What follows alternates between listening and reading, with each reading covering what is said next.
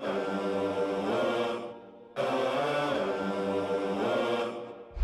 have a really specific focus, helping high-performing leaders, just like all of you, do one thing: prepare for the future of work. I'm in it just to rewrite history, cause I'm in the mood to label us the leaders of the new school. You're never gonna meet anybody who has more vision, more enthusiasm, Mr. Seth Mattison. Victorious.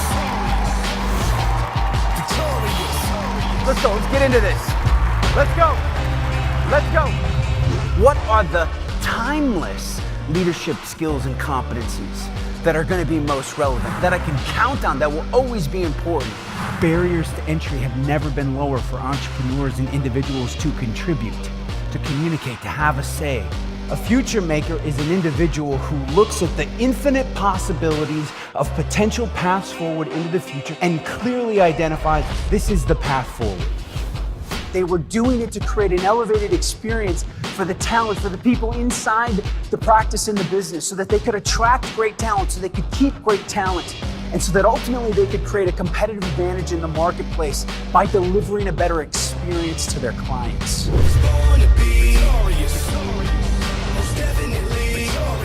The experience the brand creates for its customers, it mirrors the experience leaders create for their employees. Leadership is about influence and how power gets used, and is it tightly held or is it distributed and allowed to flow so that you can ignite people in a culture around a movement. Fight to give that to your people. Fight to provide that for this community. Those that can give without expectation, they win the long game.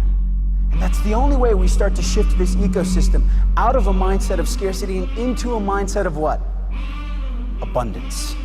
It's not about liking people, you have to love people. Some of you are thinking, dude, I don't even really love my family that much. You're asking me to love my staff? I know you're thinking this. Yes, love. I was made for this.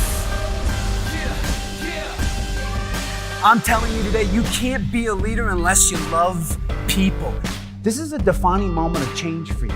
So then the question arises, how do I transform into the next version of myself to lead us through this defining moment? Did I do one thing today to progress forward? How do I change fast enough? What are the new skills and competencies I have to be learning to stay relevant to this? We shape the future with our intention, our beliefs, and our mindsets. Because the decisions that you're making now are not just the decisions for yourselves. You're making impacts and leaving a mark on the land that will have legacy implications for decades, if not centuries to come.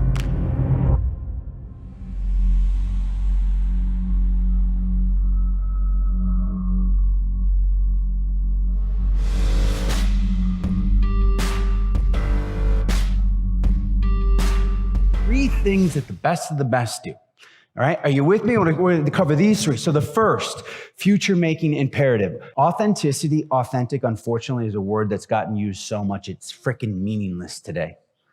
How many of you would agree with that? Like if you hear one more person saying, oh, you got to be authentic, we just roll our eyes. But is authenticity important? Absolutely it is. But how do I get it to a place that people could actually buy into it and believe it? That's the question, and that is the word. Do you believe it? Do you believe? Do you believe? When leaders ask me, Seth, how do I get my people to care? How do I get my people to buy in and believe the vision? This is one of the most important lessons that I've had to learn in my work. You cannot make anyone believe anything. You can't. You can't make people care. I can't make you in this room right now care about what we're talking about. I can't make you believe. All we can do as leaders is communicate what we believe, right, with enough clarity and enough conviction that it gives other people an opportunity to stand up and say, what? I believe what you believe, brother. or I aspire to believe what you believe. That's it. And instead of getting frustrated that, why can't, a lot of times we hear that about the younger generation. There's no fire, there's no passion, why don't they care? Every sentence that you start with that doesn't begin with I takes away your power. You start every sentence with, what do I have to do to convince others to believe in this? How do I articulate with more clarity and more passion and more conviction about this future state? That leads you to a place of authenticity. Number 2, differentiated.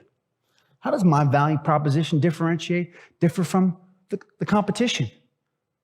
Again, go to their websites. See if they even are communicating a value proposition to the marketplace. Pick them up. Call in, see if you can get a sales professional or a customer service person to articulate a value proposition to you and see how different, if it is at all, from your own. How do we differentiate it? And third and finally is compelling. Compelling, it simply means we move someone to take action. If we can't make someone ultimately take action in the moment, it's not compelling enough. We go to work. 3 keys.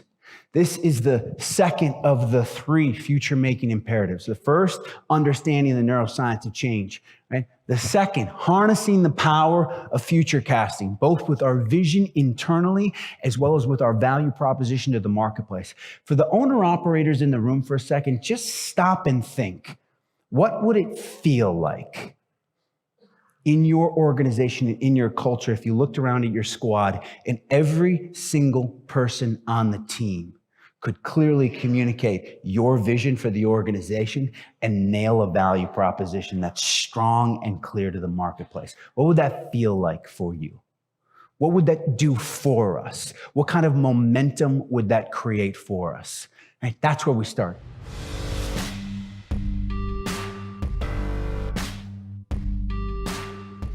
Where I want to take you is to shift just from thinking about customer experience into employee experience. And own that as leaders. The idea of employee experience cannot just be a conversation that happens in HR circles or people that are heading up talent and people.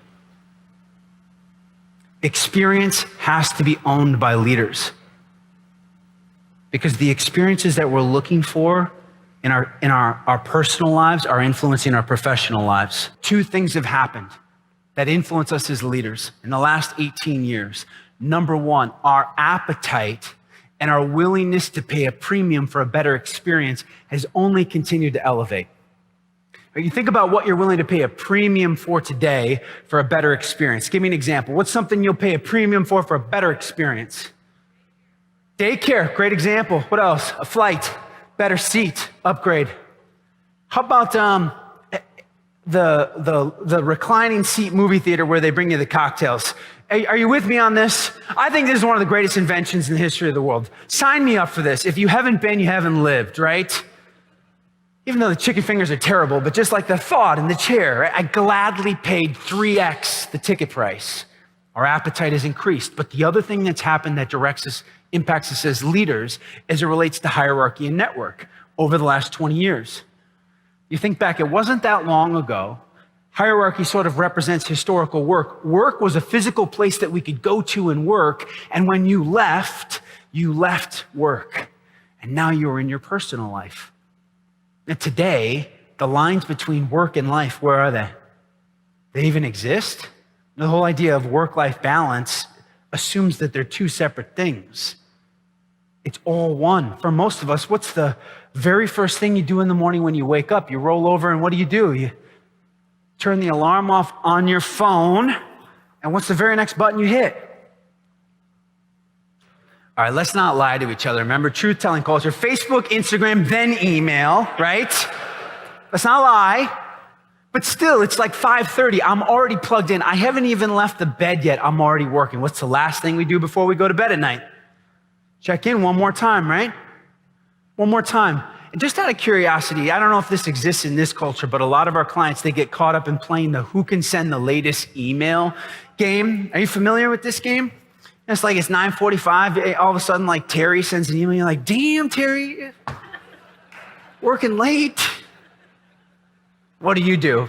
It's like 11:30 before you go to bed. You're like, boom, send one out right on top of her. Right? I have some clients, they are so sick.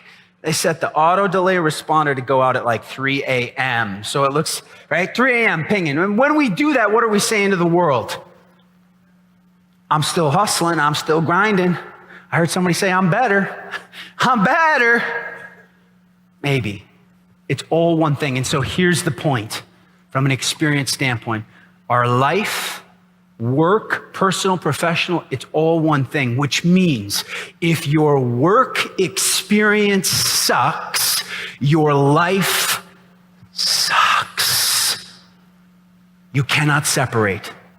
And so how we shape and articulate as leaders the experience people have has never mattered more.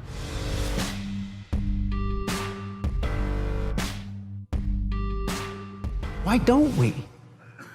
Is it because it's easy to just stay in our smaller role? It's easy to do what we've always done? Execute in a comfortable fashion that we all know? To do something new, to become this larger version of yourself requires what? Change and transformation. It requires, first and foremost, seeing ourselves in a different light. You're being called right now, if you're in this room, if you decided to come, you see there's empty seats in this room, right? Which means some of your colleagues made the decision and the choice not to come. You came. I don't exactly know why you decided I would show up this morning, but by default, you are choosing yourself to step into this role that we call and have defined a future maker. Now, what is a future maker? A future maker, as it says, is a person responsible for creating the future and inspiring others to do the same. We create the future. We are not bystanders. We are not on the sidelines. We are not victims. To challenge yourself to step into this larger, more expanded role. Who told you along the way that you should play small? Who told you along the way that all you had the capacity and capability to do was be a team player and an executor? You can be that. You can execute flawlessly while simultaneously challenging and creating the future. You can do both. But if you're going to do that, we've got to have some understanding, a higher order knowledge and perspective as to how the world of work and leadership is evolving and changing.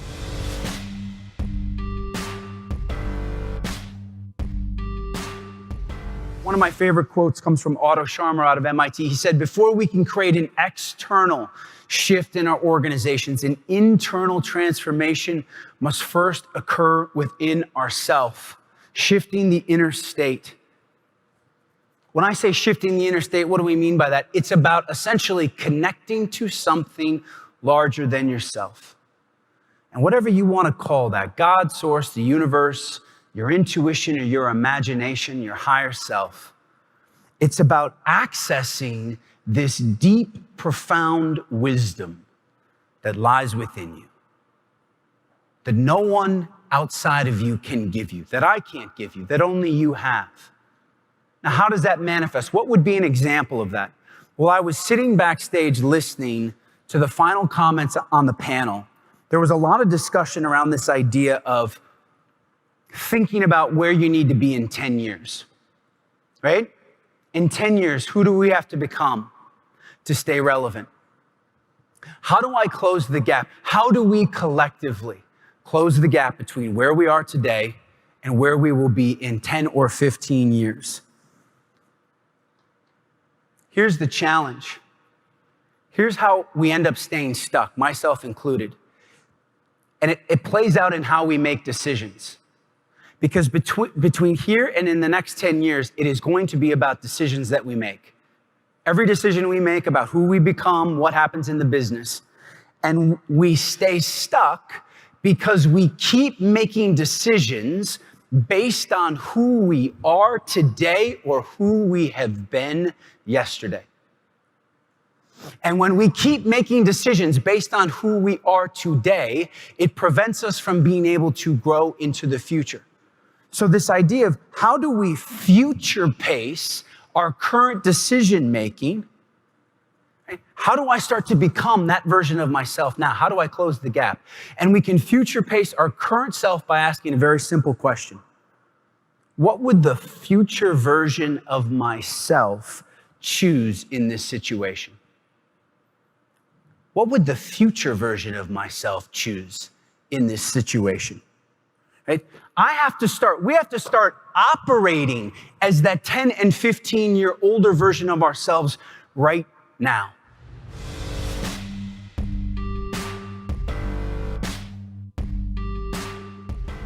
Six months ago, I was preparing for a huge event in my career, and I've got I don't know if you could call him a coach, concilier, therapist. If you cry to the person, I don't know if they're still considered your coach or a therapist, but let's just say that's what he is. And I only had 15 minutes with this room full of leaders, and he said, what's the one thing you want them to take away from that time with you? And I said, bottom line, if they only leave with one thing, I just want them to remember who they are. And he said to me without pause, he said, great, that's beautiful, Seth. Who are you? And I said, shit.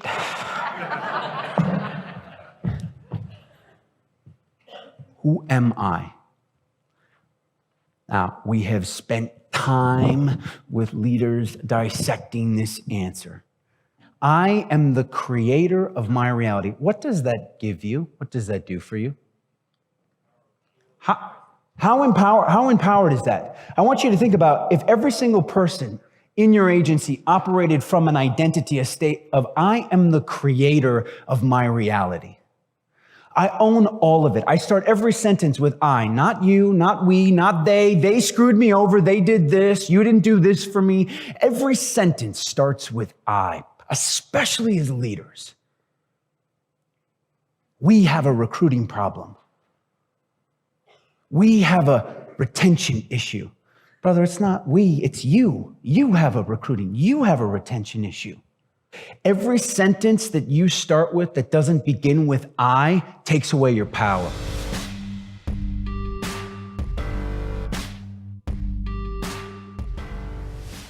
Here's what I took away from this work, what I discovered, because it made me really evaluate my own values for our organization. I felt pretty good about it, is that for most of the organizations I interact with, and if I'm truthful with myself, it was true for mine, our values have become so sanitized, they have lost their soul. They're meaningless. They're empty words. Do you know how many companies I work with that have the values of integrity, honesty, hard work, execution? Wow. Integrity just moves my soul. It makes me want to drop everything and come across town to work for you. You believe in integrity. I've had to totally reevaluate my own values to say, do they speak truth to move people? Now, I'm not telling you to blow up your values. All I'm telling you is to look at it and say, does it speak in a way that stirs the soul? I have an opportunity there. Experience is the frontier. And when I looked at the top performing brokers we interacted with, what did they have for a value that was universal across the board? Was this word. Abundance kept showing up. And do you know why it was abundance? Because those who understood that the future was team-based, that it was about the collective, that it was a supportive environment. It wasn't a dog-eat-dog world, that it was an agency, a brokerage that supported one another. You cannot create an environment of support if people don't operate from a mindset of abundance. How do you create an environment where agents are willing to help each other, willing to pour into each other? Is they have to believe in their soul that there is more than enough to go around. That by me helping you, doesn't take anything away from me. I'm going to get mine. I'm going to be able to take care of my family. How does abundance manifest for you in your organization? It has to start with yourself. If you operate from a state of scarcity, it will bleed into the rest of your organization.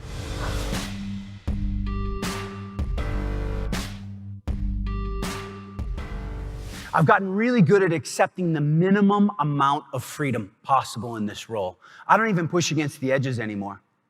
But yet we'll come here and we're going to talk about something like deploying a disruptive mindset. Can you deploy a disruptive mindset if you don't feel free? Yes or no? No, absolutely not. And so we can just pretend like, hey, let's talk about really fun ways to be disruptive and innovative, but we're just lying to ourselves. I mean, we really are. If I don't feel personally free, and if I don't feel free, and please let this sink in. Gang, if you don't feel free as leaders, how in the world are you going to make your people feel free? Freedom is one of the most deeply held desires we have as human beings. We want to expand and grow, but we keep getting confined down into little boxes, and that little voice inside of our head, partially maybe to manage expectations. We don't want to feel disappointed anymore. It starts to become our new reality. It's like if someone asks you, how much joy would you like to have in your life? How much love, how much goodness would you like to have in your life? What should our answer be? All of it, a lot. That's a good answer, a lot, right? Like, I want all of it. Give me all the joy. Give me all the goodness. But we sort of pause and we say, well, you know what? I don't know because I've gotten really good at accepting the minimum amount of joy. The minimum amount of like a happiness and goodness. I've learned how to survive on that. Simple, powerful question to take back to your people. Right? We want to look for all of these really complex techniques and strategies for how to attract the next great generation of workers. And again, not just youth. Tell me all of the different tactics. How about just start with this? How do I inject more freedom into my teams as a leader? Because if I did that, do you know how fast that will reverberate throughout your organization and your industry? If you are a leader that helps people feel safe and free, you will never have a recruiting problem. Ever. Because you're tapping into one of our deepest human desires.